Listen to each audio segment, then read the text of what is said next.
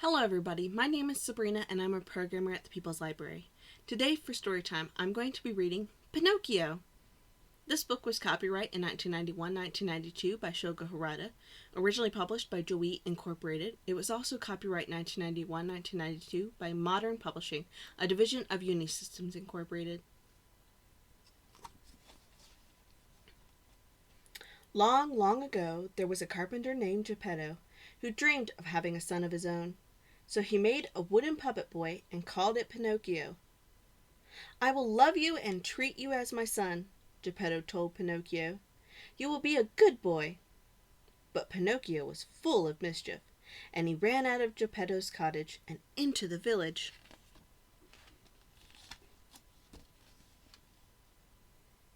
Geppetto chased Pinocchio.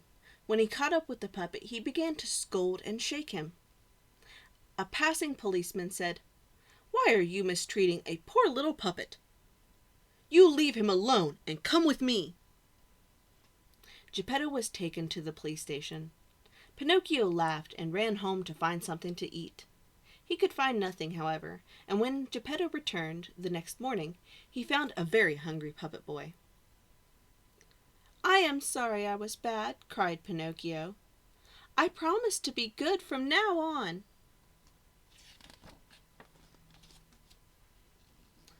Geppetto forgave Pinocchio.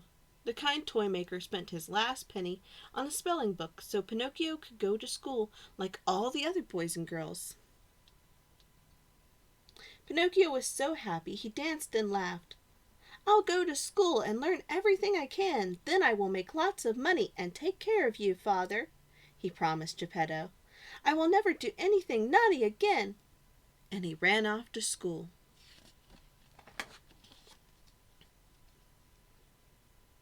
On the way, Pinocchio saw a puppet theater. He wanted so much to watch the puppets that he sold his spelling book and bought a ticket to the play. The puppets wanted Pinocchio to join them in the play. Pinocchio did, but soon got everyone tangled up and ruined the performance. The puppet owner was furious and grabbed Pinocchio off the stage.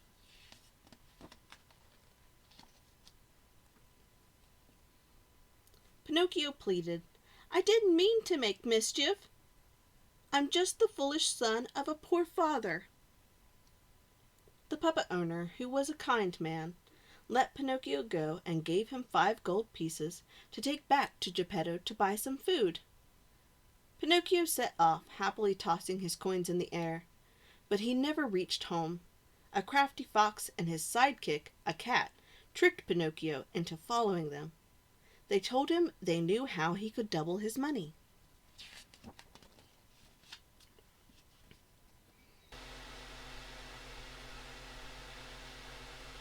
No sooner had they led Pinocchio to a deserted road than the fox and cat tied him up, hung him from a tree limb, and stole his 5 gold pieces.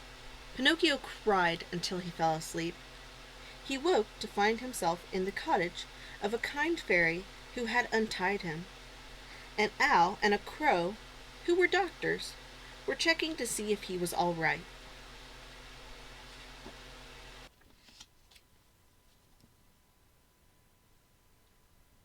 "How did you get yourself into so much trouble?"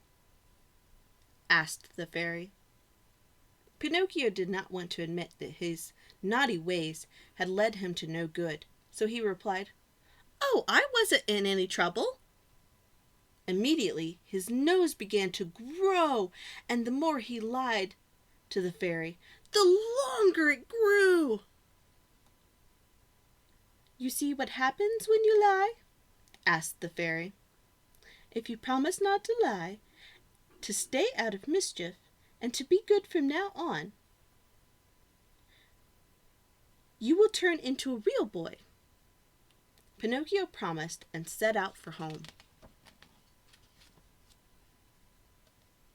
On the way, he saw a carriage full of children being pulled by donkeys. "Come with us to the land of play," they shouted. Pinocchio forgot all about his promises and hopped aboard. After only a few days in the land of play, however, Pinocchio and some of the other children began to turn into donkeys themselves. The carriage master came to harness them to pull in the next carriage load of children. Pinocchio ran and ran.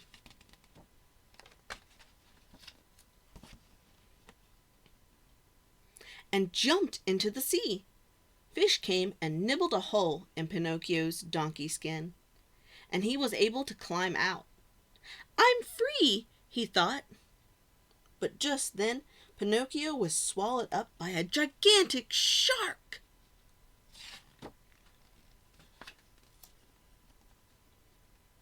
Down Pinocchio floated into the shark's belly. Suddenly, he saw a flicker of light up ahead. As the light grew brighter, Pinocchio saw a raft. On the raft was his father, Geppetto. "How did you get here?" Pinocchio asked. "I set out to sea to look for you and was swallowed by the shark," Geppetto explained. Pinocchio and Geppetto were happy to be reunited. Later, when the shark fell asleep, Pinocchio led Geppetto back up toward the shark's mouth. While the shark yawned, they escaped and headed for shore.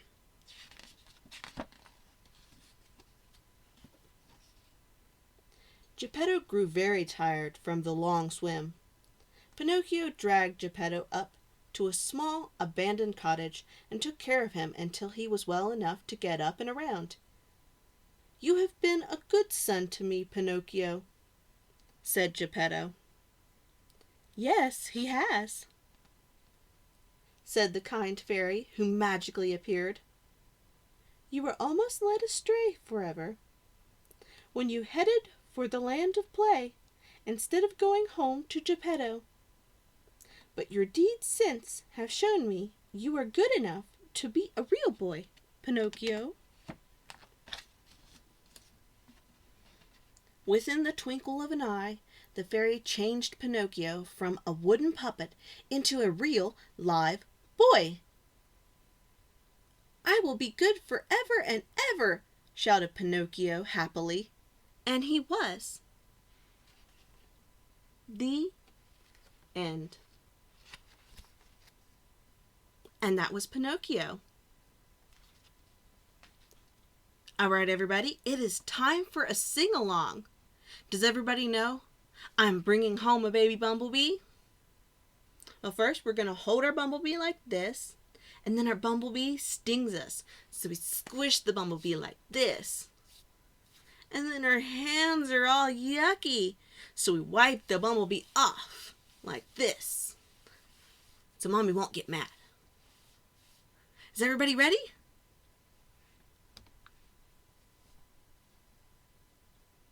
Alrighty, here we go. Buzz, Bumblebee! I'm bringing home a baby bumblebee. Won't my mommy be so proud of me? I'm bringing home a baby bumblebee. Ouch! It stung me. Squish, squish, Bumblebee!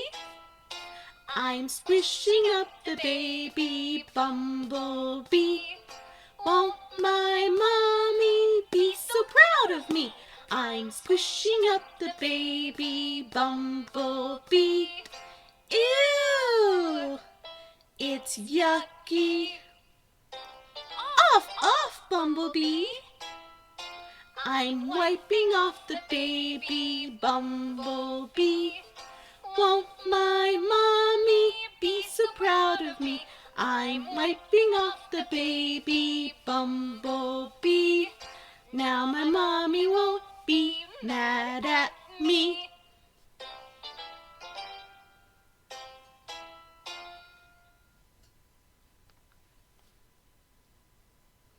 Very good, everybody. Great job.